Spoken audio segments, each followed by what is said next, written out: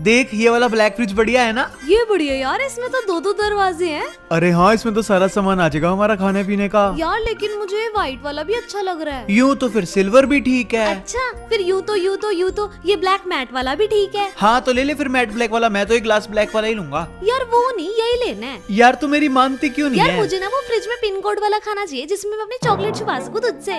यार तू चॉकलेट के लिए ये वाला फ्रिज ले रही है? अरे ये ले तू, ये 10 रुपए रख, जा जितनी चॉकलेट खानी है तो खा ले। फ्रिज तो अपन यही वाला लेंगे।